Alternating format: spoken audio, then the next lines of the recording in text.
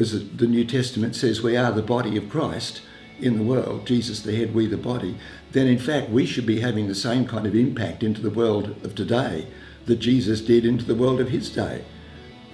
And Jesus came to model the kingdom, and he taught his disciples, go and teach them everything I taught you. And so for me that includes praying for the sick, that includes loving on the lost, giving to the homeless, going across the street, blessing your neighbour, loving on your workmate, whatever it is. And every single day we have an opportunity to plant seed and display the kingdom to wherever we are, whether we're a stay-at-home mum, whether we're a plumber, whether we're a lawyer, whether we're a paid Christian.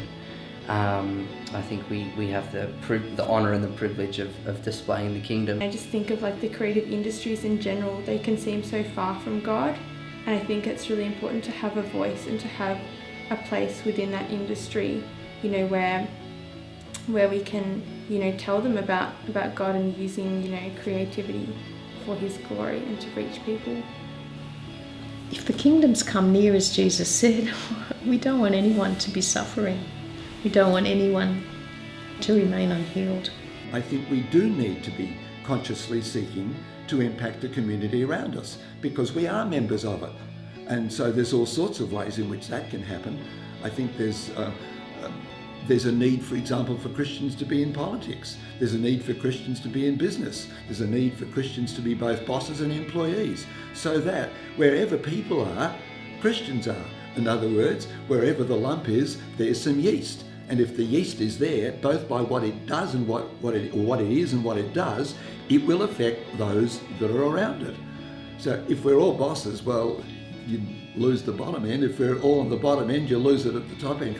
We need God's people spread throughout the whole to simply be who they are, first and foremost. And if they'll be that, then they'll start to influence the world around them automatically. When we have the Spirit of God and we're led by the Spirit of God and we're sons of God and we're living in honour, we're going to manifest the kingdom. So for me, it comes back to self-government. If I can manage myself with the ways of God and then manage my family in the ways of God, and we can extend that to our society, we can extend that to our school and our churches and our government. So it's actually a process of working out the kingdom government that's within me and working it out into the other areas of my influence.